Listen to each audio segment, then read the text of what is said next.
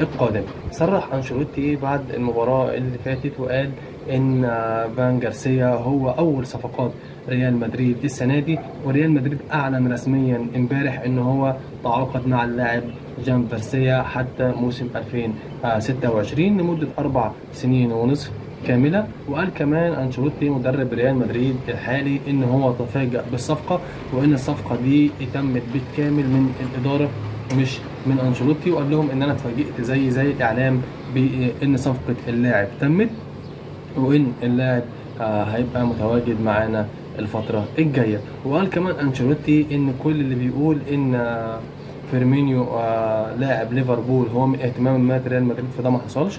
وقال ان فيرمينيو لاعب كبير، لكن قال لهم هو مش في اهتماماتنا او هو مش في الخطه القادمه بتاعتنا ان احنا نجيبه، لان احنا دايما بندور على عنصر الشباب وبنهتم بعنصر الشباب. لكن اللي تم رسمي والوقت على الورق والقلم ورسميا بقى موجود في ريال مدريد هو فان جارسيا، حسب ما صرح انشيلوتي امبارح بعد المباراه لما قال ان جان فارسيا اول انتقالات الى ريال مدريد. وقال كمان زي ما قلنا ان هو اتفاجئ بالموضوع.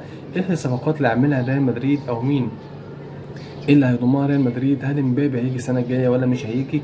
دي كلها حاجات لسه ما حدش صرح عنها وما حدش اتكلم عنها في اي حاجه، ودي حاجات زي ما بيقولوا كده في علم الغيب. يا رب تكون الحلقه عجبتكم، اللي بنزله دايما يعجبكم.